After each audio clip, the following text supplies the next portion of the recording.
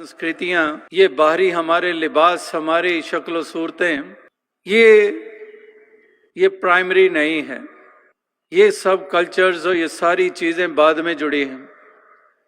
जो मूल है, जो प्राइमरी है, वो वास्तविकता में हमारा एक असल रूप, एक मानव वाला, जिसमें आत्मा बसती है।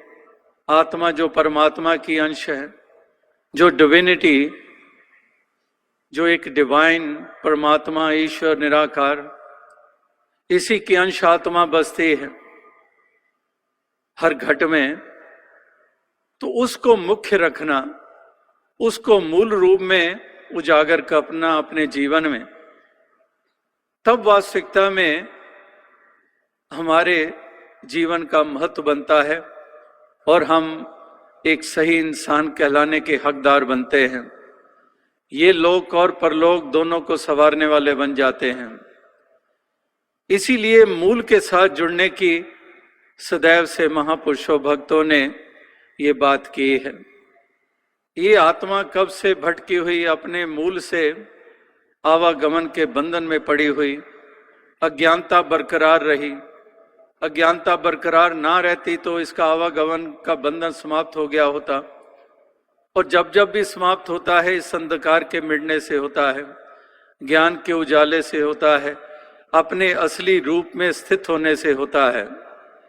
अगर आवागमन के बंधन चलते रहे, उसका कारण यही रहा, क्योंकि जो हमने बाहरी सिलसिलों को महत्ता दे दी, हमने अपने पहरावों को, अपनी भाषाओं को, अपने संस्कृतियों को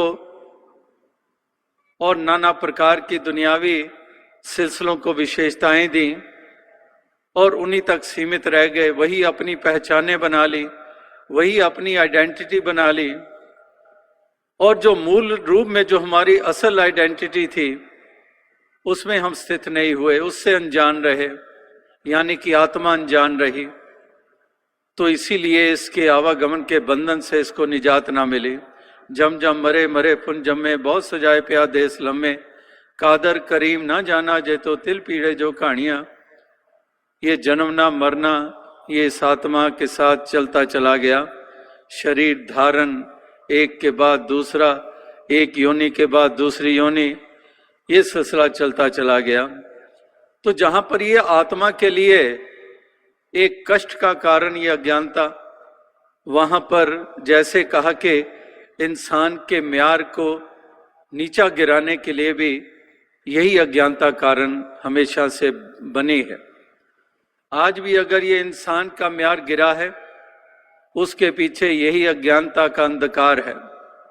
जिस अंधकार को ढो रहे हैं, जिस डार्कनेस में हम एक विचरण कर रहे हैं, जो आत्मा के साथ भी जुड़ा हुआ अंधकार, मन पे भी छाया हुआ ये अंधकार, इसी अंधकार ने भ्रम पैदा किए और भ्रमों ने हमें किस कदर बांध दिया, ऐसी स्थिति में ला खड़ा किया कि हम उन ऊंचाइयों को ना छू पाए।